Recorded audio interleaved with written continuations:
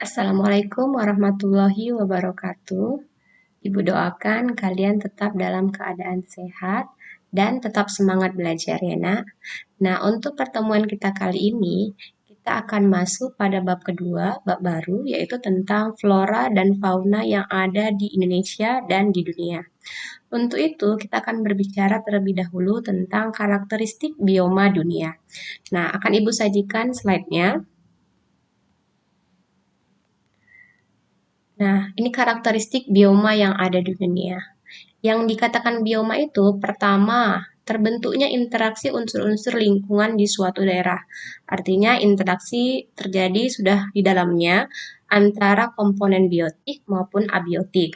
Kemudian, terdapatnya komunitas klimaks, yaitu bahwa suatu proses pertumbuhan dalam ekosistem di mana sudah terjadi keseimbangan, artinya tidak terjadi lagi pergantian jenis-jenis organisme yang ada di dalamnya, terutama organisme yang dominan.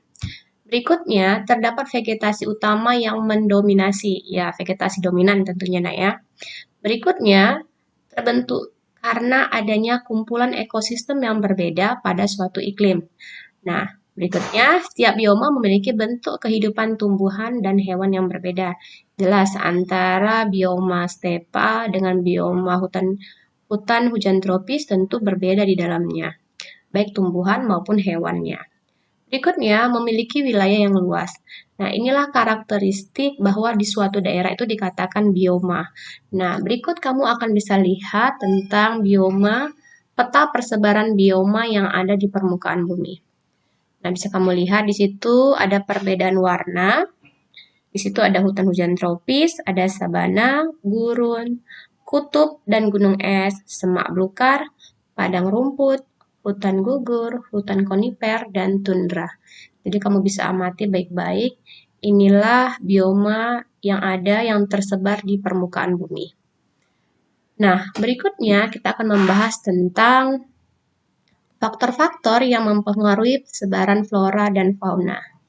Jika ada pertanyaan, apakah flora dan fauna yang ada di permukaan bumi itu tersebar merata?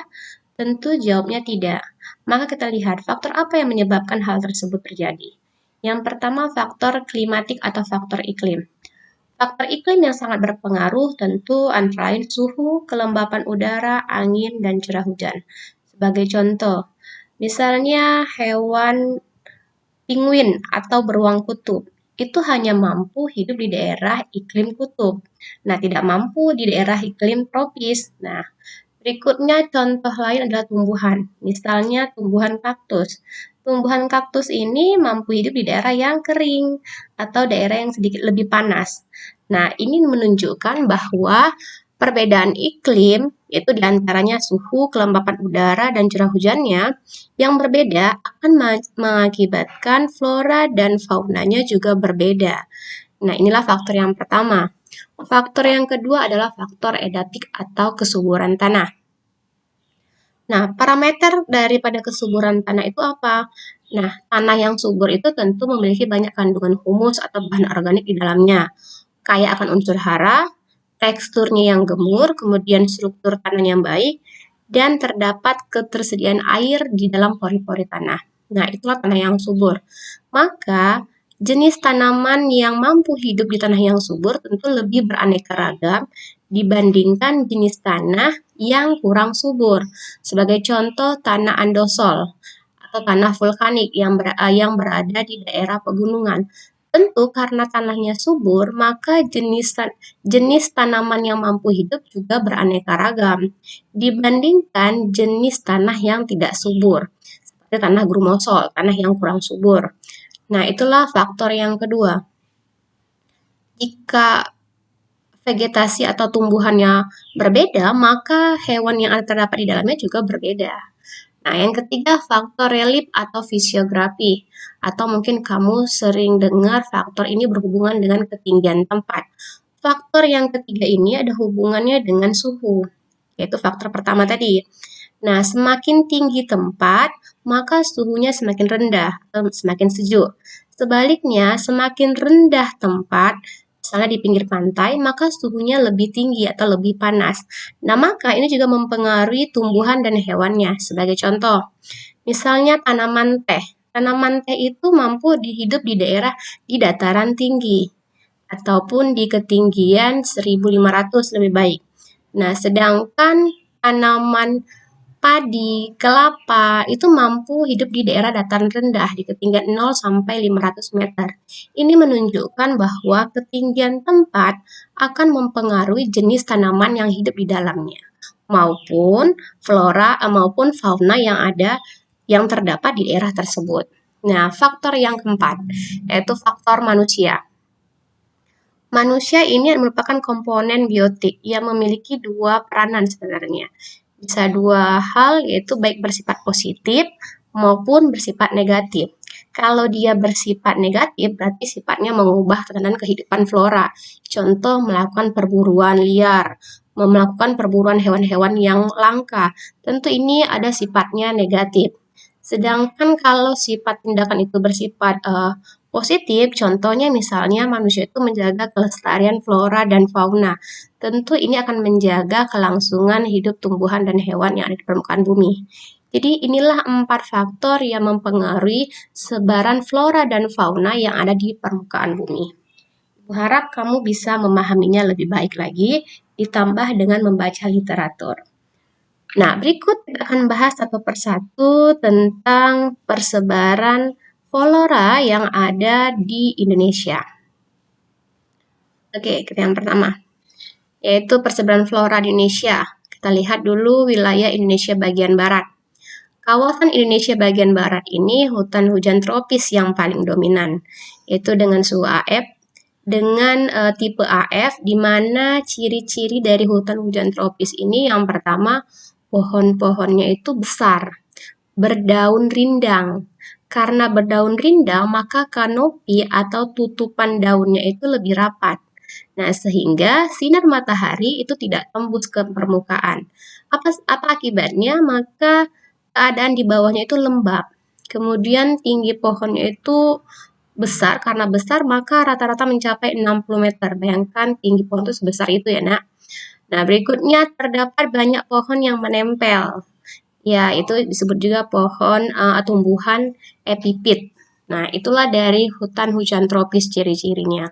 Jadi kamu bisa lihat di situ bahwa pohonnya besar-besar, kemudian juga rindang, kanopinya rapat, kemudian pohonnya tinggi mencapai 60 meter, dan banyak tumbuhan yang menempel. Nah, kamu di samping itu, kamu juga bisa lihat di Indonesia bagian barat ini terdapat banyak jenis tumbuhan. Bisa kamu baca itu di buku paketmu itu di halaman 48 ya, Nak. 48. Sebelumnya bisa kamu lihat dulu halaman 45. Di halaman 45 itu terdapat beberapa tumbuhan yang terdapat di Pulau Sumatera. Misalnya ada bunga cempaka yang terkenal di Aceh, ada bunga kenanga di Sumatera Utara, ada bunga Rafflesia arnold di Bengkulu, kemudian ada pohon pinang merah di Jambi, kemudian ada nibung di Riau, jadi masih banyak lagi. Jadi di Indonesia bagian barat itu juga banyak beraneka ragam jenis tanaman yang lainnya. Nah, berikut kita akan masuk ke Indonesia bagian tengah. Jadi wilayah Indonesia bagian tengah itu beriklim tropis AM, di mana curah hujannya lebih sedikit dibandingkan wilayah hutan hujan tropis, yaitu kisarannya 60 mm per tahunnya. Di mana ciri-ciri tumbuhannya? Pertama, pada musim kemarau daunnya itu menggugurkan daunnya yang berfungsi untuk apa? Mengurangi penguapan. Yang kedua, pada musim hujan, maka tumbuhannya mulai kembali bertunas dan daunnya menghijau kembali. Berikutnya, tinggi pohonnya itu lebih rendah dibandingkan hutan hujan tropis. Kemudian, umumnya hutan ini bersifat homogen atau sejenis. Misalnya, dia daerah hutan jati seluruhnya. Nah, itu yang bersifat homogen artinya. Di Indonesia bagian tengah itu biasanya dia persebaran hutannya itu terdapat di Sulawesi Utara, Sulawesi Tengah, Selatan, Sulawesi Tenggara, Sulawesi Barat, di mana ini bisa kamu lihat lagi persebaran flora di Sulawesi ini lebih dominan ke kayu hitam, kayu meranti. Kayu hitam itu disebut juga ebony ya, Nak. kemudian ada kayu rima, kemudian ada cendana, kemudian ada rotan, damar, dan masih banyak lainnya. Itulah contoh-contoh flora yang ada di wilayah Indonesia bagian tengah, tepatnya di Sulawesi. Berikut kita akan masuk ke bagian timur. Nah, di wilayah Indonesia bagian timur, di mana bagian ini beriklim tropis awet, di mana kemarau yang panjang, jadi lebih sedikit curah hujannya. Kemudian flora yang tumbuh juga berupa sabana, yaitu padang rumput yang diselang-selingi pohon-pohon kecil. Nah, kemudian kamu lihat juga di situ ada wilayah semak belukar, kemudian pohon-pohon yang rendah. Jadi ini lebih dominan ke wilayah Indonesia bagian tengah, bagian timur ini adalah padang rumput. Nah, bisa kamu bandingkan antara Indonesia bagian barat, tengah, dan timur. Sedikit berbeda sekali ya, Nak ya. Nah, bisa kamu lihat Indonesia bagian barat itu hutannya lebat, Indonesia bagian tengah sudah mulai sedikit hutan gugur. Kemudian Indonesia bagian timur, dia lebih cenderung ke padang rumput atau semak belukar, stepa, sabana. Nah, jadi inilah persebaran flora yang ada di Indonesia, mulai dari Indonesia bagian barat, tengah, dan timur. Jadi sampai di sini dulu untuk materi kita hari ini. Nah, materi selanjutnya kita akan membahas tentang persebaran fauna yang ada di Indonesia.